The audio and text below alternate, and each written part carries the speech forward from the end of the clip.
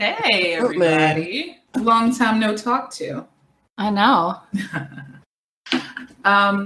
Welcome to the show, everybody. We're your hosts, Ryan. And Brittany. Always delayed. Always slow to the punch. We have a very special episode for you today. We are being graced with the presence of incredible writer, educator, gangster, weirdo. Aliyah Machete. Yes, and we're going to be talking about her first book, her debut book, Headwater, as well as a plethora of other things. And I'm super excited. How are you feeling? I am. That question was for me, right? Yeah. All right. Yes.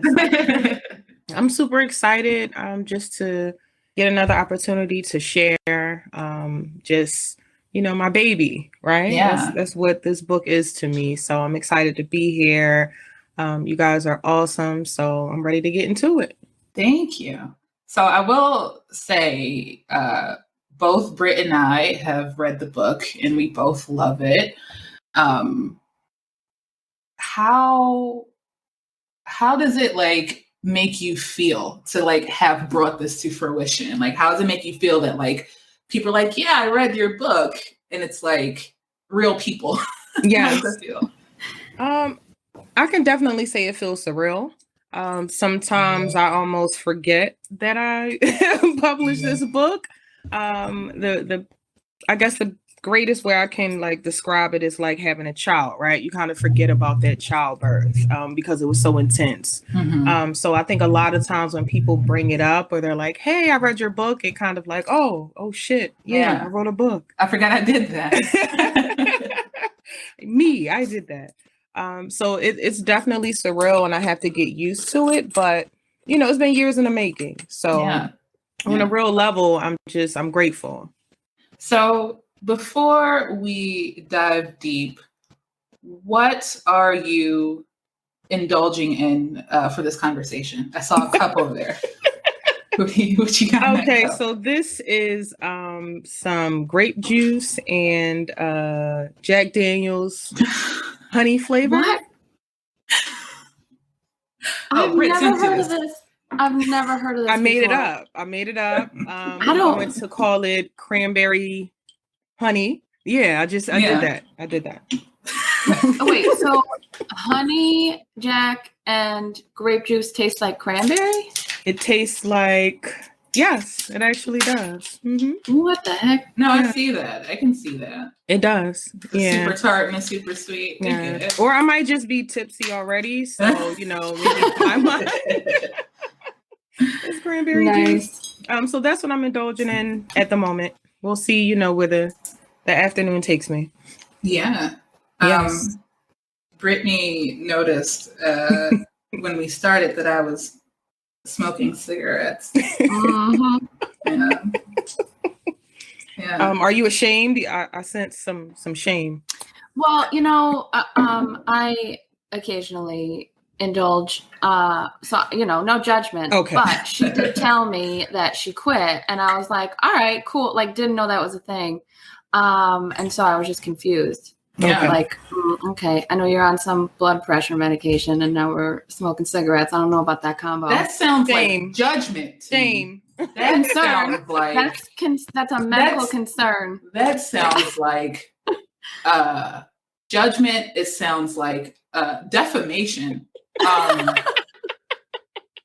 Condemnation. Condemnation. One of them. Wow. Big words. Yeah. That I can barely handle. Those are some strong accusations. Ryan, what are you indulging in? God's herb. I don't like that they call it the devil's lettuce. I like God's herb a lot better. Yeah. Jazz cabbage is still my favorite. Jazz cabbage. Now that's coming out. I'm using that. I'm pretty sure sure I said that before, and you called me a nerd for saying that. Oh yeah. I'm sure I did. I think I called you I used to call you a plebe in college a lot. What's that? A plebeian. Just like a brute.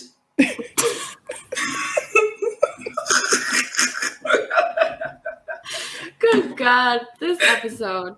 This is already gold. Yes. So, I wanted to talk a little bit about your name, Okay. Aliyah Machete. That's intense. Do you want, is that, you know, like when people see your name, is that the feeling you want them to get, that intensity that like, absolutely. I mean, you know, why do less when you can do more, right? Yeah. So number one, great question, by the way. You're the first person to ask me that. The name Aliyah Machete, it just kind of, she's always been floating around somewhere in the back of my head. And I think one day she just kind of revealed herself, and she never left. So I didn't create her, she created herself. That's actually really interesting. And it leads into a question I was going to ask you later. Okay. But I may as well ask you now. Like, you just described Aliyah Machete as like in a third person. Yes. It's like another person. Do you feel like this is an alter ego, like the same way drag queens have alter egos? Do you feel like this is another character, like the characters that you wrote? Like, was it the same sort of process that those characters came to you? Like, who is she? Because I thought she was you. So who? Yes, no, that's a great question. So Aliyah Machete is definitely me. We kind of inhabit the same body. And she's slowly taking over. So I think she started off as an alter ego because she was a lot more brave than Aliyah was, or at least I believed Aliyah to be. And then she just kind of, you know, unpacked and she stayed. So she is me, but she did start off as an alter ego. Definitely. That's badass. Yeah. I have an alter ego when I'm out drinking and drunk. What's her name? Well, okay, so let's back up. I have a going out name. Okay. My going out name is Stacy. It's very straightforward. Shut the fuck up. My going out name is Stacy. Did you get it from me? No, I just you sure? randomly. Yeah, absolutely. I was out with my cousin, and there were these creepy guys hitting on us, and I did not want them to know my name. Not that like anything was gonna change. Yeah. They were still gonna be fucking creepy. And I just blurted out Stacy. And ever since then, anytime like someone creeps me out and they're like, "Hey, what's your name?" You know, whatever. Yeah. I'm like, Stacy, leave me the fuck alone. Yeah, I dropped a Stacy real quick. Yeah. Yes. I mean, clearly we've never gone out together and gotten our alter egos. The reason why I asked if you got it from me is because, do you remember when we were in Chicago? Barely. So we were my what was it? My 25th birthday? My 26th birthday? 25th? 25. Yeah. So we on one of our road trips, we made a stop in Chicago. And this story is as much for the audience as it is for our guest. And for me, because I probably don't remember. Yes, I just poured myself another drink because I was feeling that it's about to get really wild. But go ahead. So we were in this Sky Lounge, this club in Chicago, and I was getting harassed by a variety of people. To varying degrees of, severity. So one of them was like a white guy who was rapping and dancing and wanted me to join in with him. Oh, did you? Sir, I don't know this song. But you're black. You must know every rap song. That's exactly what it was. That's exactly what it was. But so we went and we were there with our friend. We talked about her before, Mama Ames. Shout out. She loves that we dropped her name, by the way. Huh? Loves it. Loves it. She's so fucking hype. Well, she's going to be hearing it a lot more. She's such a part of our history and our story. And it amazes me that she's like unscathed. Like she was just always there, but nothing. Oh, she's nothing like bad ever she's happened. like a sleeper cell. Like Mama Ames got this whole other like side to her. She's a whole So Mama Ames. We'll get back to Chicago. Mama Ames. Guest, who I am treating so poorly. Mama Ames was our RA in college and one of our best friends. And she is so amused by us. Like she just likes to shake her head and laugh at us. Like she loves it. She loves our antics. She loves our banter. She's so amused. She's very vicarious. I think that's how she's like managed to get this far in life, because she's just living through everybody else. I love entertaining her. She's such a pure soul. So we're in Chicago with Mama Ames at the Sky Lounge. We're all fucked up. And I was getting harassed by this African man. As you do. Yes. Yeah, that's... Fucking find you everywhere. It's actually correct. And I say African because it's literally all of the countries. Like, they've all harassed me at some point. He asked me, I was standing with my friends, Brittany and Mama Ames, and he asked me my name, and I said Stacy, and Mama Ames was shook. So when we got a second to herself, she's like, "What's that?" I was like, "That's my going out name." So Brittany, that's why I was asking if you had gotten it from me, because maybe you remembered hearing it in Chicago. But you know, Stacy's a good innocuous name. You know? Yeah. I feel like it's kind of like feisty enough. Like you don't fuck with a Stacy, but also it's very like believable. Yeah, you know? Yeah. Everyone looks like a Stacy. True. Yeah, like it could totally, depending on how you spell it, it works for everybody. Everybody. Yes. Even men. Men look like Stacy too. Yeah, it used to be a men's name, but whatever. Aliyah Machete, I apologize. It's okay. I'm already hot, feeling if it. you couldn't tell. Okay.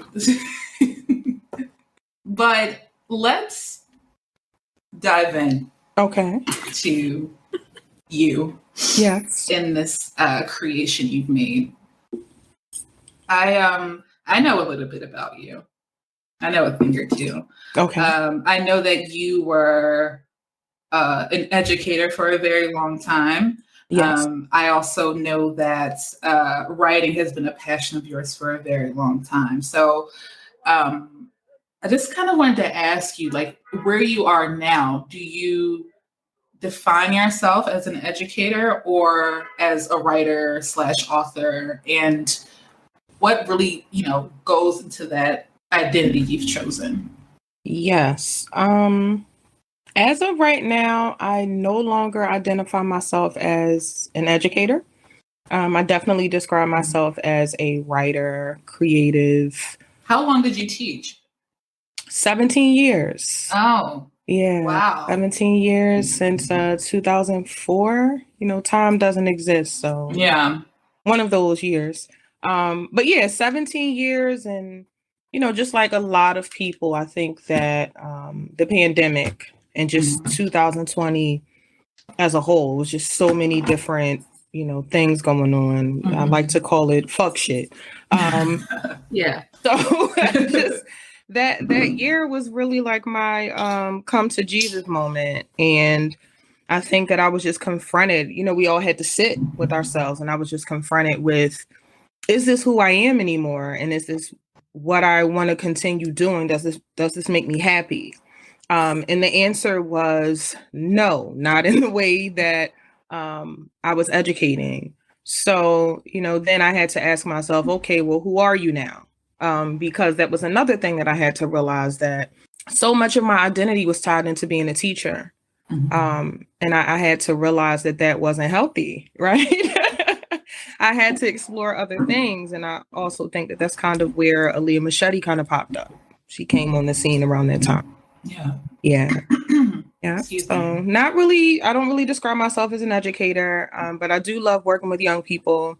I do love working with adults, but in terms of who I am, no, not anymore. No. Not at all. Do you think that like studying, like writing and things like that, do you think that's necessary to be a writer? Good question. Because you taught English, correct?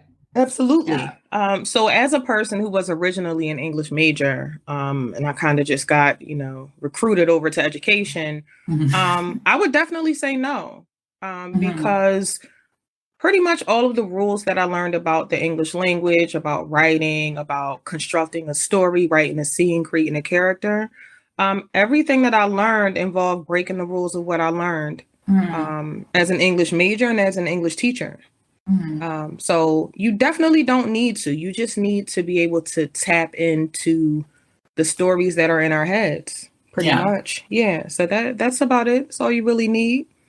Speaking of stories in your head. Oh Lord. No, I'm not. I'm tame. I'm tame today. I'm on my best behavior. Why? Okay. Why? But can you, I can certainly describe your book. Okay. But, to me, I would, it's sort of surrealist fiction. Yes. But I think it would be maybe better if you could sort of describe Headwater in your own words. I would describe Headwater as definitely, if I had to give it a term, and it's been around for a while, but I would call it surrealism, Black surrealism. And Headwater pretty much just kind of touches on things that are not seen by the eye. That's really where I wanted to approach it, because even though it's kind of sci-fi and supernatural, these are also things that could possibly happen. So I really wanted to just, and that goes back to the title as well, I wanted to play with my own head, the heads of my readers. I wanted to play with the heads of the characters. And I wanted to be where it's like, did that really happen? Did it not? So just to me, it's just bizarre and creepy and odd. Those would be the three adjectives that I would use to describe it. And also, I do feel like the book has a soul to it as well. It's its own living thing, its own person. So yeah, just, weirdo, creepy soul. Yeah. That's how I would describe it. Yeah. That was my favorite part of the book too. Is when I was I don't do fantasy. I'm not into supernatural stuff. It just doesn't do it for me. But when I was reading it, I was the way that you wrote it was this could be real. Yes. It was very believable. Yes, thank you. And I also wanted, I wrote it intentionally for, a reader who may not be that big of a fan of science fiction. And another thing that I did for that is I left a lot of space for the reader to fill in the gaps and to make assumptions and to kind of visualize what happens, who the characters are. So I could try to touch as many people as possible. Yeah. You certainly did that. Thank you. Yeah. You brought up something that leads into a question I kind of wanted to ask you. You sort of said you wanted to touch on things that weren't sort of seen by the eye or seen differently. Yes. So what, if any, perspectives or beliefs do you challenge with this book, or were you challenged by, while writing this book? Because there were so many different challenges. So I think some perspectives and beliefs that I like to challenge is, number one, and when I say our, I just mean collectively, as people, especially in this country, our relationship with any religion that is considered an other. Mhm. So pretty much anything that's not Christian, your typical Christian, Jewish, Muslim, anything that doesn't fit into that category, everything outside of that is kind of looked at as evil, right? Or witchcraft or demonic and so on. So I really wanted to kind of challenge that. Another challenge that I had was something that I was kind of grappling with as well, is just the concept of good and bad. And I think this book really showed, or I tried to show, that in a lot of situations that can be really relative, right? Yeah. No one in the book is straightforward. Everyone's sort of a gray character. Absolutely. And that's who we are, right? No one is 100% good. Anytime I've ever met someone who's like, oh, I'm holier than thou and I can't do this, you find out later that they're like horrible people, To me, that it's not, goodness is a performance most of the time. Being kind, being considerate, no, that's genuine, but being good is a performance, just like being bad is a performance. When you're 100% this villain and I'm an asshole and I'm evil and I'll step on anyone's neck, that's a performance as well.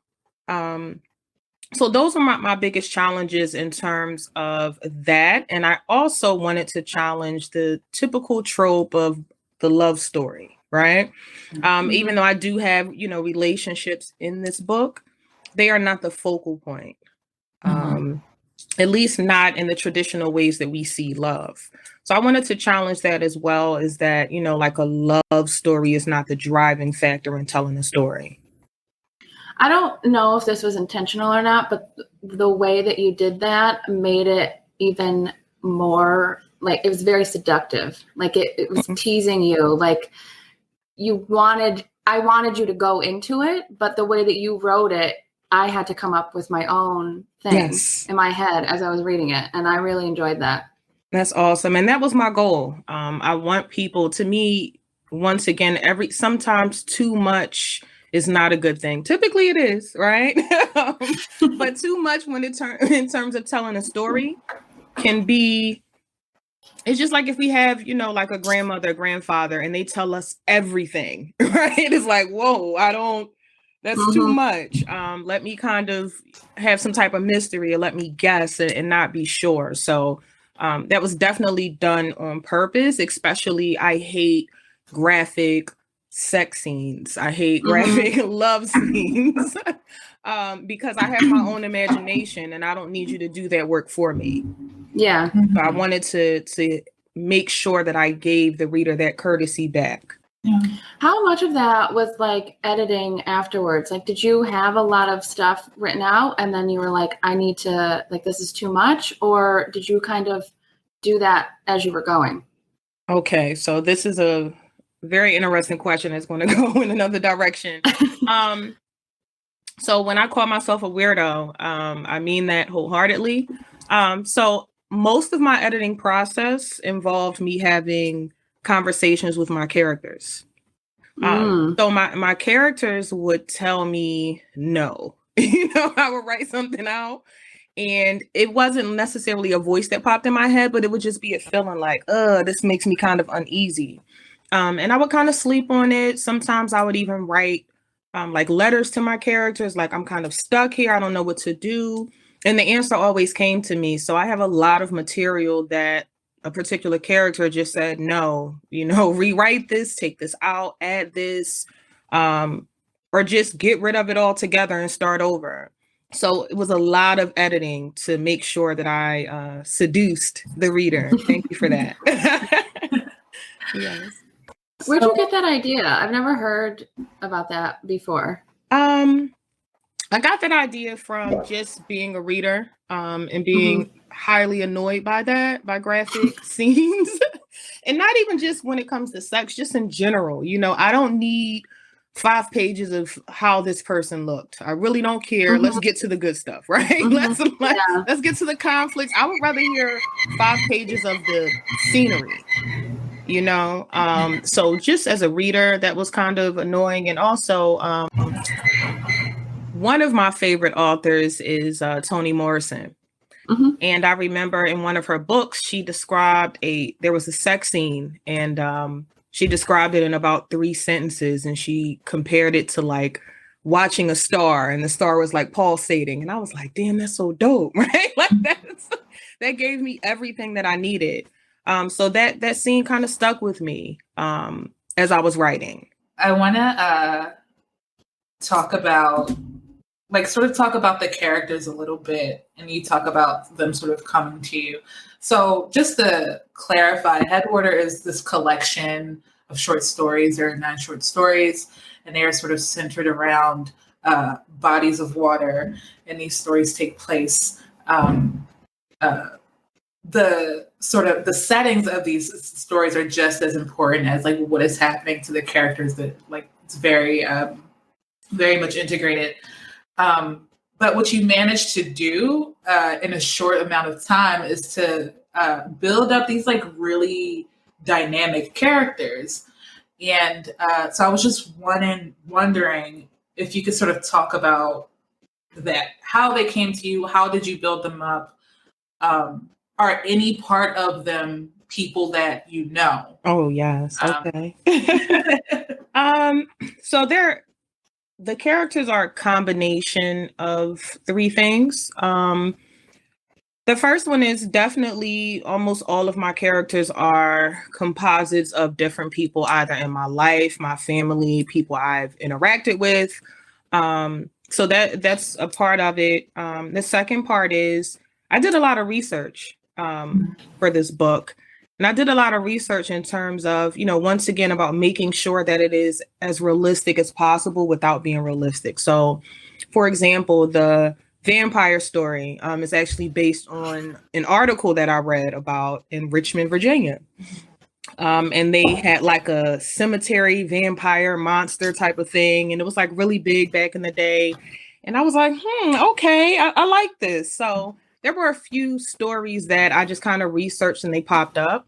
And the third, I guess, part of it was, once again, these characters just kind of coming to me. The best way I can describe it is like a radio, right? Like I just kind of had to tune into a certain frequency. And the characters just started talking. They just started saying, okay, this is what is going on. This is who I am. And I need you to write it down now. Right? Stop whatever you're doing and get it. So as I was catching it, it was just all 3 of these things coming together to create these characters. I think a character in particular that I really like that I don't really get a chance to talk about often is the character from the story Red. And his name is Malik. And I wanted to make sure that I included someone who had been incarcerated, because that is a reality. I have a lot of family members who are either still currently incarcerated, formerly incarcerated. And I really wanted it to be his story because it kind of starts once he is free. And it goes to what he told me. And what he told me was these were all of the things that I dreamt about when I was in a cell. And so when I got out, I made sure that I went and got all of them. And to me, that was really, really important because I know people who have had those same experiences. So that's like one of my favorite characters in terms of him knowing exactly what he wanted. Of course, life changes things for you, but he was very important to me. And even in terms of doing research, because I always struggle with writing male characters, always. So that's a whole deep rabbit hole we could go into. Yes, but without, getting too deep into it, I think that Malik, learning his character and meeting him, he definitely allowed me to see the more human side to what it is to experience being a man, right? Because it's an experience. And you're socialized a certain way and you have to interact with the world a certain way. So he definitely kind of softened that blow for me to be able to write him in a realistic way. Word. Can you talk a little bit about, or not a little bit, talk as much as you want about these bodies of water? So the stories are centered around these various bodies of water in North America, which, there's a whole, mythology, about water and the veins that sort of connect through different waterways around the earth and things like that. So can you talk about these bodies of water in particular that you've centered your stories around? Okay. And their significance to you and in the story. Okay, so the first story that I wrote that actually made it to this collection was Patuxent. Lord, I live there and don't know how to pronounce it, but it's a river in Maryland. And that story came about because I'm a Pisces. I'm really big into the whole astrology thing. And outside of that, anytime I'm near a body of water, I get really relaxed. So what I found myself doing, especially around the time in my life where there was just a lot going on, it was really tough for me. So I found this river near me and I would just go there and kind of pray, and ask questions and all of those things. And I had writer's block at the time. So one of my sisters was like, listen, why don't you just write a story about that river that you go to? And I was like, damn, I should have thought of that, right? Yes, shout out to her. So that was my first story, and it was definitely autobiographical, because in my mind, the river is a spirit, and it is a connection to God. And it was definitely the place where, as a matter of fact, I no longer visit that river as much as I do, because I feel like it kind of gave me a lot of power within myself that I was able to kind of carry with me. So the story really is about a river spirit that just kind of guides and supports someone who's really at their lowest. So that's how it started. I believe the second one was I decided to take a road trip, and I kept hearing about this James River. It was also tied into that vampire story that I told you guys about. So I was like, all right, this keeps popping up. Let me just get in the car and go. It's like a 2-hour drive. And I just remember I drove to the James River. And if you've never been, you have the park, you kind of walk over some train tracks. It's so weird and creepy. You walk over some train tracks, and then it's the river. And the river is, the best way I can describe it is it's just grotesque. It's almost ugly, because it's just twisted into each other, and the trees around it, the water. Some places are very rocky. You don't have a lot of water. Some places are really like murky. So I went to the James River, and, once again, talking about kind of turning on to that frequency, that story came to me about the vampires and about where this could go. So after I left the James River, and I visit there a lot, at least once every 2 months, it's just a beautiful place. It's very peaceful to me, even though it's ugly. But I think the next one was I have a story about the Savannah River. I drove to Augusta. That was another situation where I, parked my car. I walked to the riverfront, and I saw my main character standing on a boat dock. He was smoking a cigarette. And I didn't get a chance to really write about it until weeks later, but those were the things that stood out to me. The other stories, I believe there's a story that's set in Gary, Indiana. I strictly researched that, never been there before. But the reason why I chose that river is because they talked about how over years, right, maybe 20, 30, 40 years, it was an industrial town, and all of this sewage and pollution and just everything kind of flew into this river. And the river smells really bad. Like, it's terrible. So that's actually a scene at the beginning of one of the stories. So, that was one of them. I have a river in Florida, so we have mermaids. I have to smile when I say that. We've talked about mermaids. Oh yeah, we did before on the podcast. Yes. And my mermaids happen to be they have no gender. So they're both male and female. But I just felt like that river, when I researched the pictures and saw videos of it, I was like, this is so beautiful and this is sexy. This is the perfect place to put some like gender bending. What I say about mermaids. Yeah, I was gonna say. What do you sounds say? Familiar. We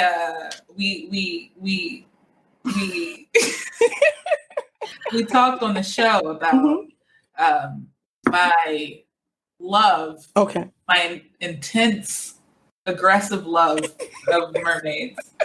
Your sexual urges. Okay. Understandable. I had a dream. Okay. I was like maybe 6 or 7. I had a dream about a mermaid, and it left an impression on you.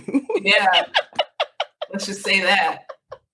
I was about to say I don't want to get demonetized, but we have no monetization. Yes. I don't want to get canceled before. Someone might like it. They might throw money at it. So go for it. Go for it. I'm sorry. Continue. Okay. I'm just trying to remember. Definitely. The story that I told you about Malik and the one who was formerly incarcerated. So that story is based on the Rat River. So every short story is named after a river. So it's based on the Rat River. And actually, I read about the fact that they said that the name Red came from like the red dirt that kind of surrounded the river. So the water looked red. And they said that, I guess people believe that it made them fertile. So, in true Aliyah Machete fashion, I was like, let's take it from fertile to they have triplets. Let's just kick it up a notch. So yeah, a lot of the stories I feel as though either I visited them personally or I was just doing my research, and there were things about them that kind of made me say, okay, let me write this down and see what I can come up with. But I truly feel like rivers are they're like the last one of the last few things in this country, in this world, that are kind of untouched in the sense that no matter what you do, man can kind of try to navigate it and build different things, but a river always finds its way. So it was the most significant thing that I could write about. I love that. Thank you. That's a lot. You went through a lot. Yes. So, what was the hardest scene for you to write? Oh, that's such a great question. The hardest scene for me to write was one of the characters. He is just so overwhelmed with grief. I think it was 2 scenes, but this one is the hardest. He was so overwhelmed with grief that he took to drinking a lot. He became an alcoholic. And pretty much we just I had to write about how his grief and how his alcoholism just kind of destroyed a very loving home. So the most painful scene to write was just one of his sons confronting him about his drinking. And, it's pretty intense, and it can get a little physical. So that was pretty tough, especially as a person who's coming from a family where, alcohol abuse was present, or just being around people who grew up in homes like that, and how sensitive that matter is. You don't want to confront someone because you love them, but sometimes it's necessary. So that was pretty tough. I think the other scene that was really tough was in Savannah. So you have a little girl who loses her mother, and how she loses her mother is through roots. So there's like a something left for her that she has to find. So that scene where she was dying was kind of tough to write as well, because I felt like I really had to almost become her in that scene to make sure that it was authentic. So those were the two toughest and most painful scenes to write. Yeah. Because they sort of hit close. Absolutely. They hit close, and also just there were certain situations that you have to write about where you have to be in it. You know, it's almost like what they say about who was that? Heath Ledger, right? When he played the Joker, he had to go to some really dark places. So that going to those dark places can be a lot, especially after you finish writing the scene. So how do you bring yourself out of the dark place? Like, how do you elevate yourself? Yes. How do I do that? Sleep?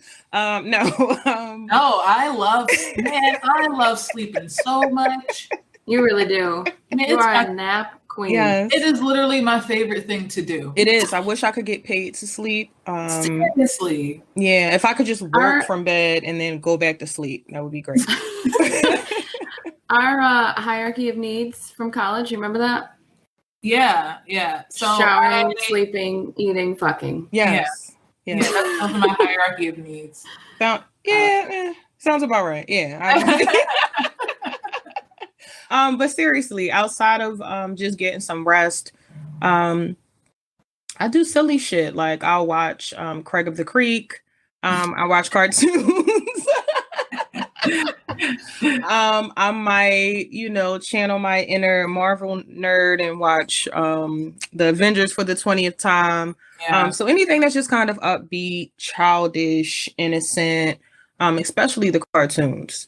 Yeah. It's really, really helpful. But sometimes it'll take me days to kind of get out of that place. Mm. Yeah. What do you sort of need in your creative space? I'm still a teacher, so I can't. I can't. But no. What do I need? I need quiet. So I typically, turn my phone off, put it on do not disturb. I need music, which is very strange. I can't really read. I can't work. I can't write anything else to music, but when I'm doing creative writing, music in the background, it's usually some ratchet shit. I call it my, ignorant rap, drug dealing, the hoes, shooting people. For some reason, it just gets me in the mood.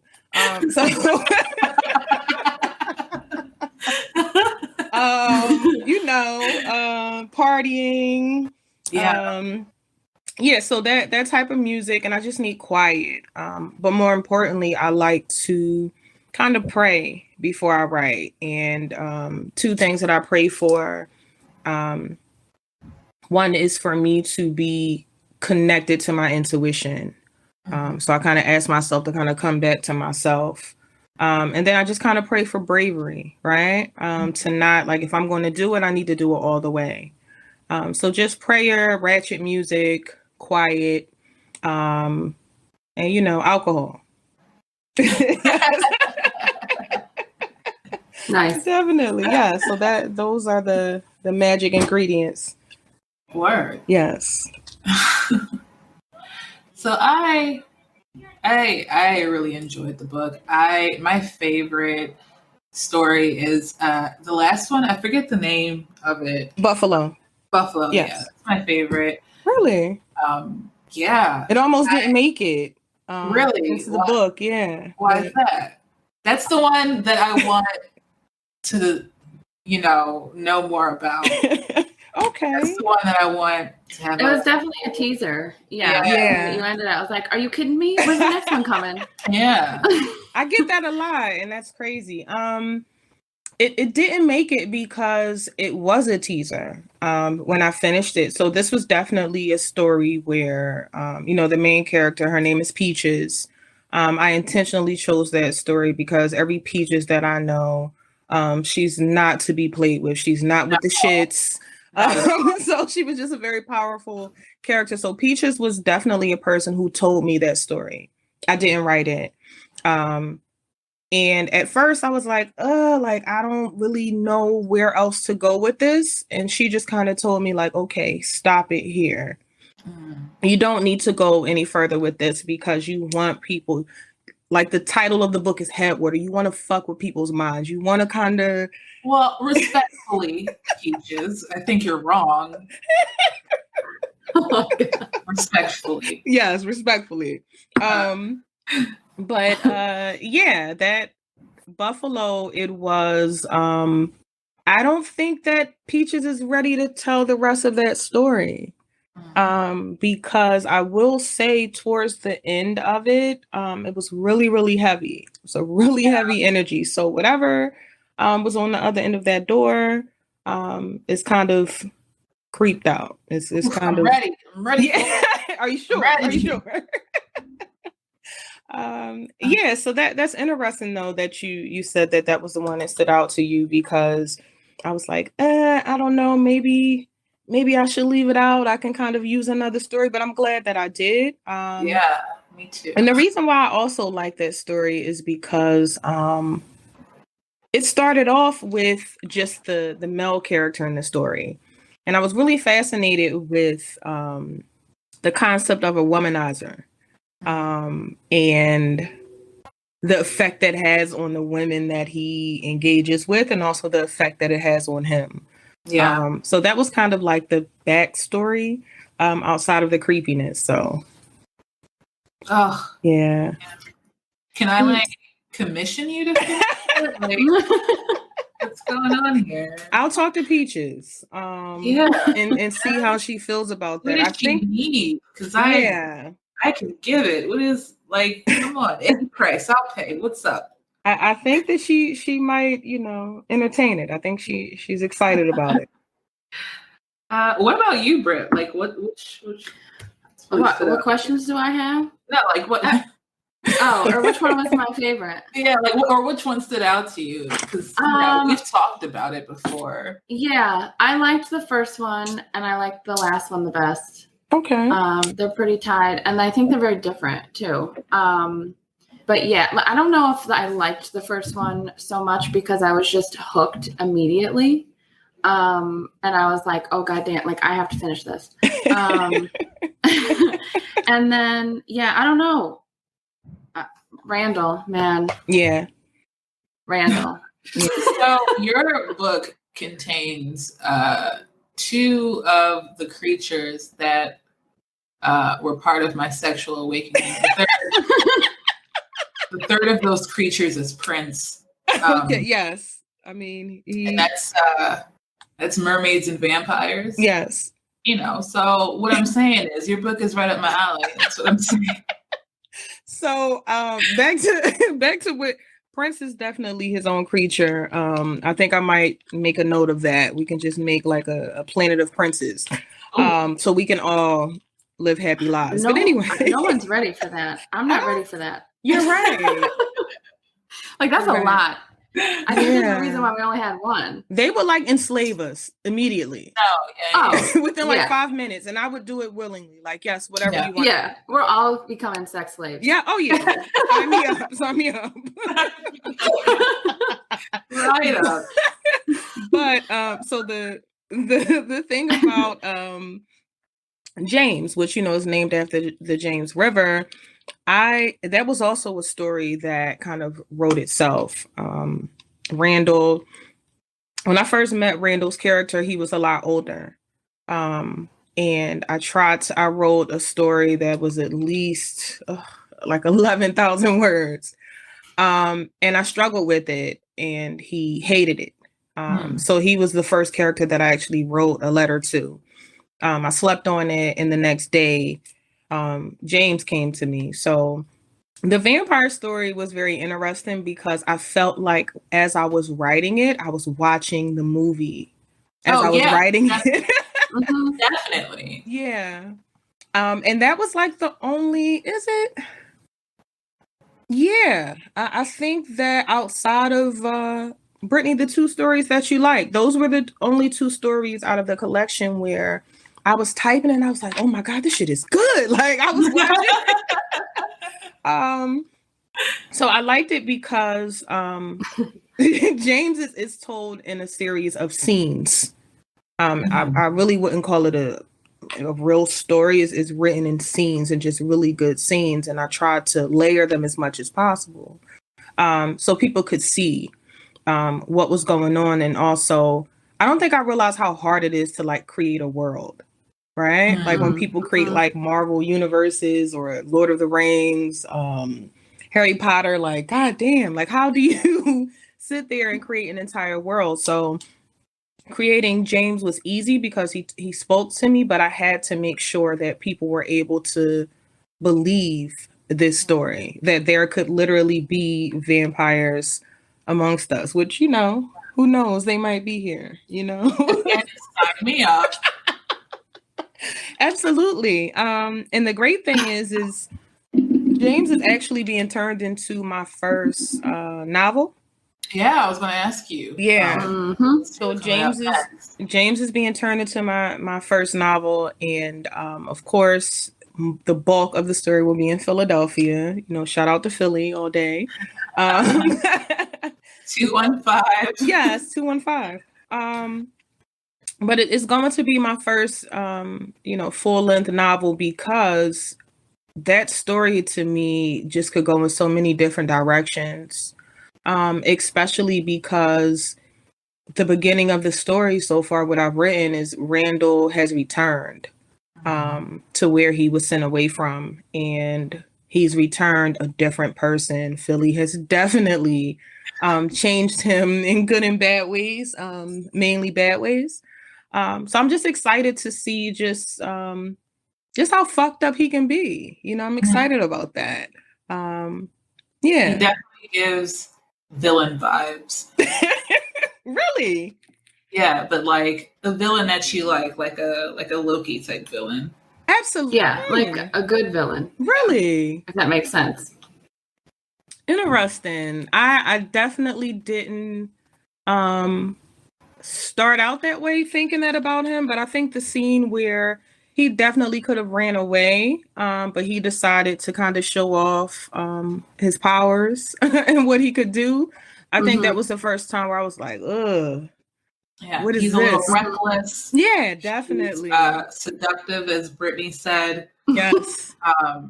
The thing about that story is that like it's kind of set up where all the characters have these like very interesting stories, and they're vampires, before, so they have these like long lives.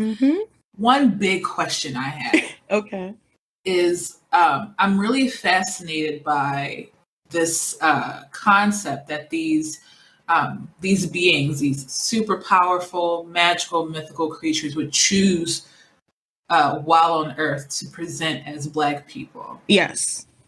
I'm really, they could choose to identify as another race and get away with their shenanigans much easier. Yes. They could, have access to more, yes, more everything. But they've chosen to present as Black. What is that? That's super fascinating. Yes. So as far as I've gotten, so when I actually wrote the story, that aspect of it, I didn't pick up on until after I was finished. So as I'm starting the book, the answer that I've gotten so far, at this point, it's an evolutionary thing. At one point, they were able to shapeshift into anything that they wanted, but they kind of settled down in an East African country originally.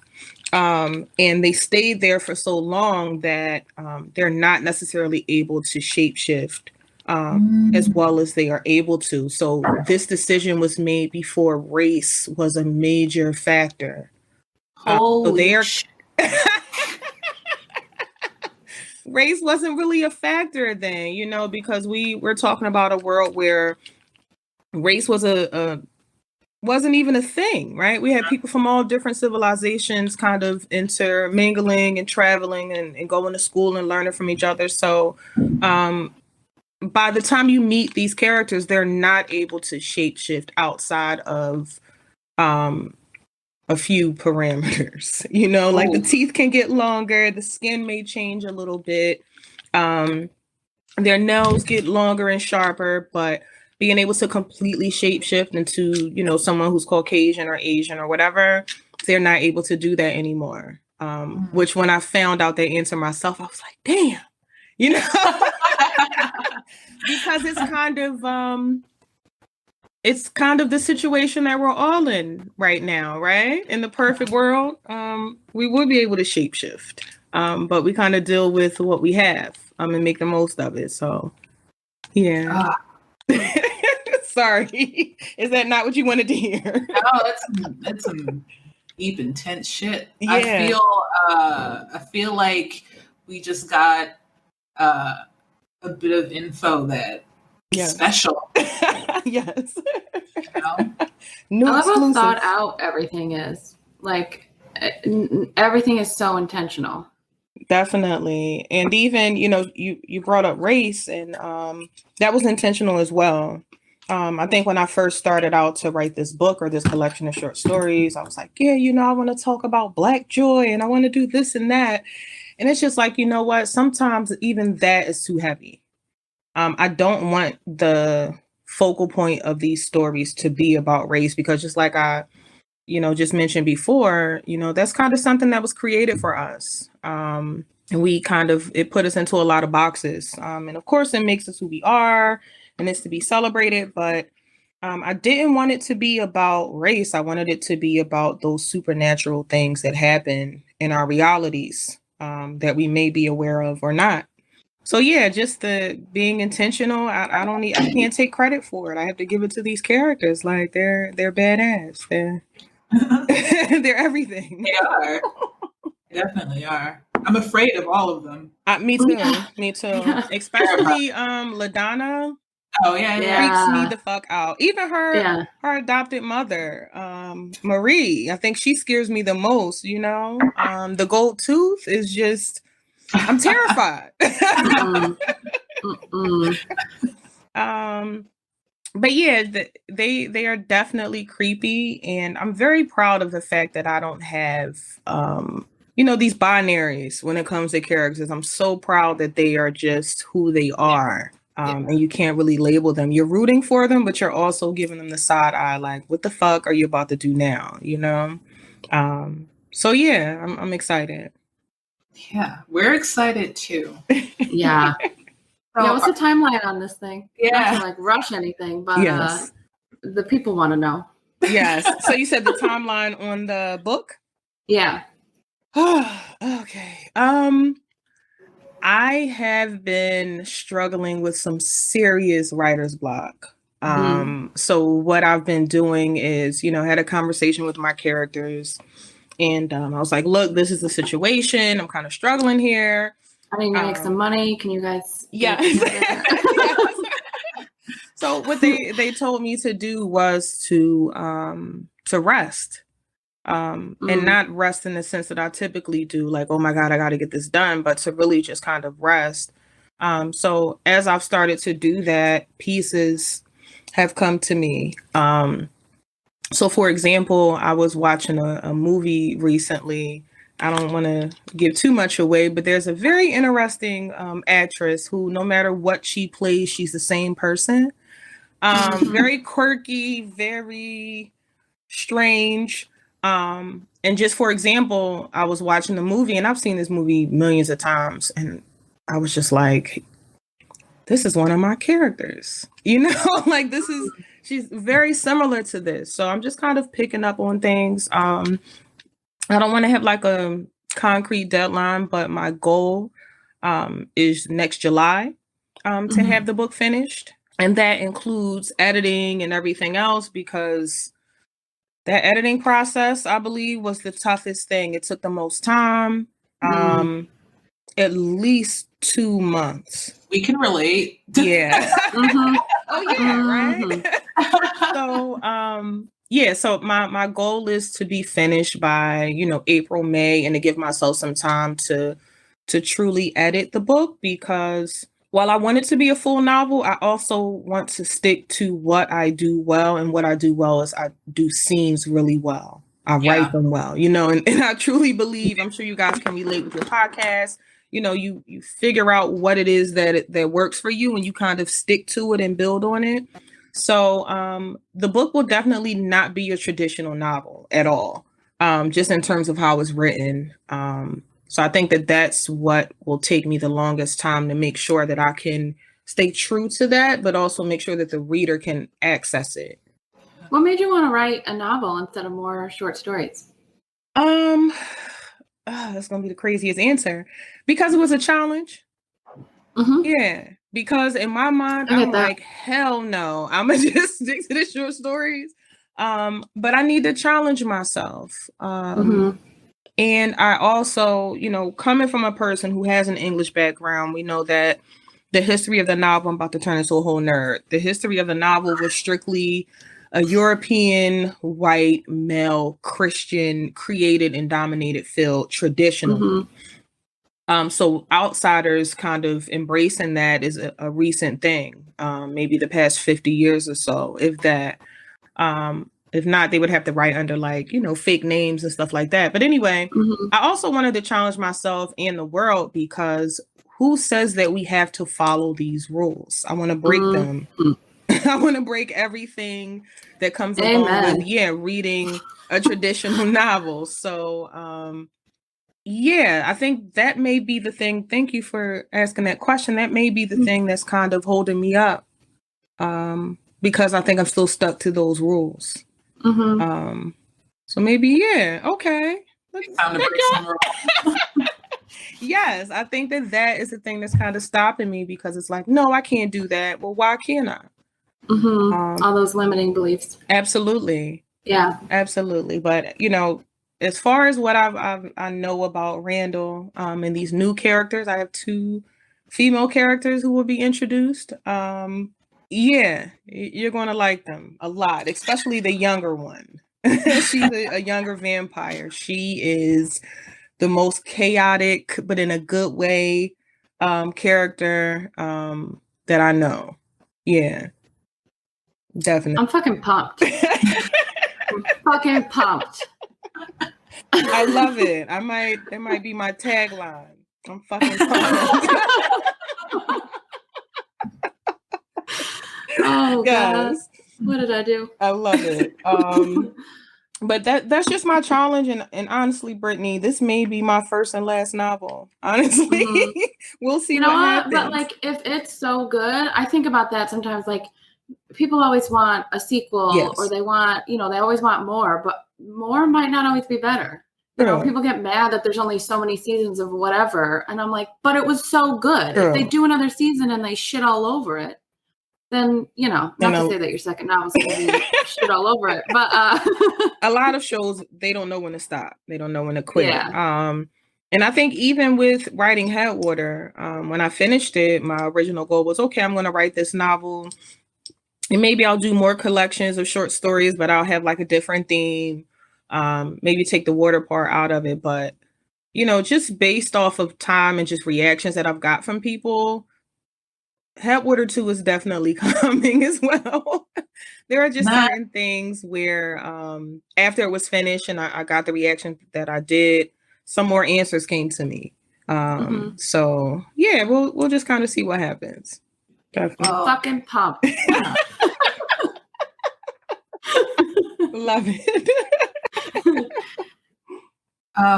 Thank you so much for coming on the show and talking to us and tolerating. Yes. It was fun. You guys are really good at getting people comfortable. I was a little nervous, right?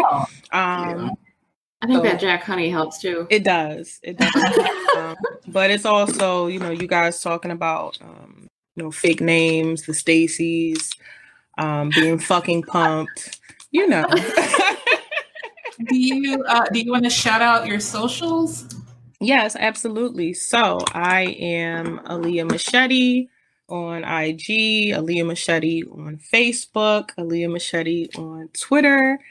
feel free to reach out to me. I am open to more interviews, book clubs. And the most important thing I like to kind of share with people is the fact that I made it a point to make sure that this book was readable and accessible.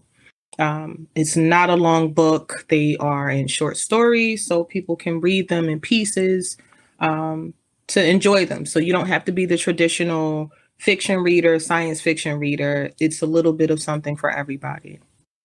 Tell the people where they can get Headwater. Yes, so you can go to my website, that is aliyahmachete.com. And you can also go to Amazon. So Headwater, Aliyah Machete. It's available ebook, paperback, and I am working on a hardcover version as well. So, check me out. Please support. Thanks. You got to add hand model to yes. your Yes. Shout out to your manicurist. Thank you for that. I know that you guys have to wrap up soon, but yeah, that book cover was that's actually the James River. And those are red press-ons because I took that picture in the middle of the raging pandemic. And I was like, hey, okay, I have the blood red nails, right? We're doing vampires and it's creepy. So I just kind of took that picture and edited it, and it just kind of worked out, right? That water piece. It's perfect. Yeah. Thank you. And thank you, everybody, for listening. Follow Aliyah Machete by Headwater. Leave a review. Yes. And take care of yourselves.